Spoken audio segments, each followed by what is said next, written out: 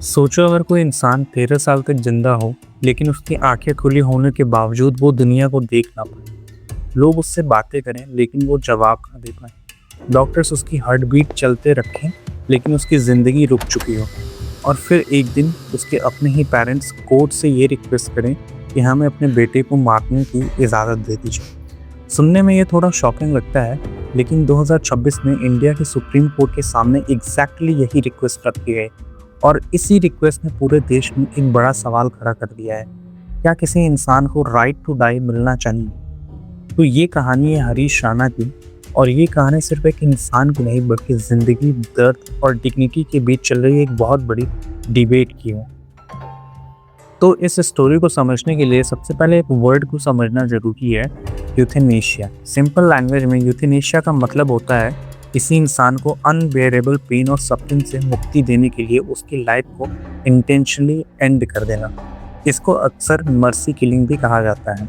दुनिया के कई कंट्रीज में यूथेनेशिया एक कंट्रोवर्शियल टॉपिक है, लेकिन कुछ ऐसी कंट्रीज हैं जैसे नीदरलैंड, बेल्जियम और कनाडा में सर्टेन कंडीशन के साथ यूथेनेशिया लीगल है। लेकिन इंडिया में सिचुएशन थोड़ी डिफरेंट है। यहाँ एक्टिव यूथेनेशिया इलीगल है।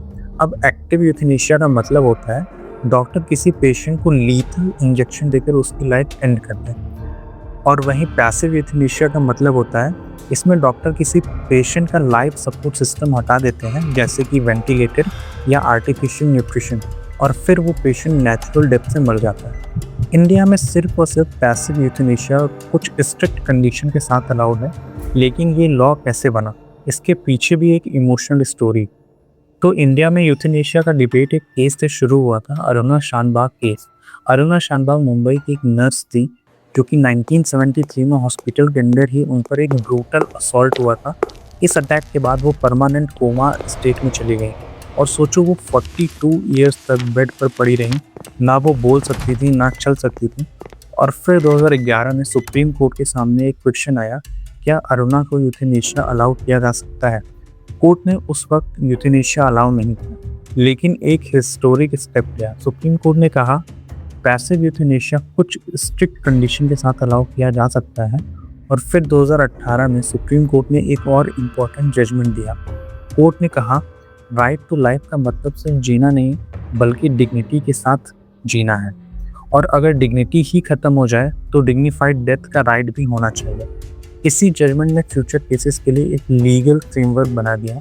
और फिर एक केस आया जिसने इस लॉ को रियल लाइफ में टेस्ट किया, वो था हरीश राणा केस। हरीश राणा एक यंग इंजीनियरिंग स्टूडेंट था, एक नॉर्मल लड़का जिसके सपने थे, फ्यूचर था, प्लान्स थे। लेकिन 2013 में एक ट्रैजिक एक्सीडेंट ने उसकी ज़िंदगी कम्प्लीटली बदल दी। हरीश अपनी पीजी बिल्डिंग के 4th फ्लोर से नीचे गिर गया और इसी एक्सीडेंट में उसके ब्रेन को सीवियर डैमेज हुआ। डॉक्टर ने उसे बचाने की पूरी कोशिश की, लेकिन कुछ ही दिनों में क्लियर हो गया कि हरीश परमानेंट वेजिटेटिव स्टेट में चला गया। अब वेजिटेटिव स्टेट का मतलब होता है बॉडी टेक्निकली जिंदा तो है लेकिन ब्रेन ऑलमोस्ट फंक्शनल नहीं होता। हरीश ना तो बोल सकता था, ना किसी को पहचान सकता था, ना किसी स्टिमुलस पर रिएक्ट करता था। उसकी पूरी बॉडी पैरालाइज्ड हो चुकी थी। उसको जिंदा रखने के लिए डॉक्टर्स ने उसे फीडिंग ट्यूब के थ्रू न्यूट्रिशन देते थे, और ये सिचुएशन 1 महीने नहीं, 1 साल नहीं बल्कि पूरे 13 साल तक चलती रही। सोचो 13 साल तक पेरेंट्स ने अपने बेटे को इस हालत में देखते रहे और हर दिन एक ही उम्मीद के साथ कि शायद आज कोई मिरेकल हो जाए। लेकिन बार बार डॉक्टर्स का एक ही आंसर सामने आया कि ये रिकवरी ऑलमोस्ट इम्पॉसिबल है। और फाइनली हरीश के पेरेंट्स ने एक ऐसा डिसीजन लिया जो शायद किसी भी पेरेंट्स के लिए सबसे पेनफुल होता। उन्होंने कोर्ट का डोर नॉक किया और कोर्ट से रिक्वेस्ट की कि हमें अपने बेटे को डिग्निटी के साथ मारने की परमिशन दी जाए। उनका कहना था हरीश की लाइफ अब सिर्फ बायोलॉजिकल एक्सिस्टेंट बन चुकी है, ना वो दुनिया को फील कर सकता है, ना खुद अपनी लाइफ जी सकता है। लेकिन उनकी रिक्वेस्ट दिल्ली हाई कोर्ट ने रिजेक्ट कर दी। रीज़न सिंपल था, हरीश वेंटिलेटर पर नहीं था, लेकिन फैमिली में हार नहीं मानी। केस फाइनली सुप्रीम कोर्ट तक पहुंचा और फिर सुप्रीम कोर्ट ने केस को सीरियसली लिया। कोर्ट ने एम्स के डॉक्टर्स की मल्टीपल मेडिकल बोर्ड्स बनाई। हरीश की डिटेल्ड मेडिकल एग्जामिनेशन हुई, डॉक्टर्स ने रिपोर्ट दी और वो रिपोर्ट हार्ट ब्रेकिंग थी। उन्होंने क्लियर बोला रिकवरी की कोई भी पॉसिबिलिटी नहीं है। लाइफ सपोर्ट सिर्फ बायोलॉजिकल सर्वाइवल को और आर्टिफिशियल मेंटेन कर रहा है।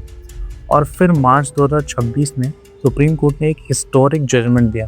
कोर्ट ने कहा हरीश राणा के केस में पैसिव यूथेनेशिया अलाउ कर दिया और इसका मतलब था डॉक्टर्स लीगली फीडिंग ट्यूब और लाइफ सपोर्ट हटा सकते थे और हरीश को डिग्निफाइड नेचुरल डेथ दी जा सकती। ये इंडिया की हिस्ट्री में पहली बार हुआ था जब court approved passive euthanasia practically implement हुआ था। इस जजमेंट के बाद इंडिया में एक बड़ा डिबेट शुरू हो गया।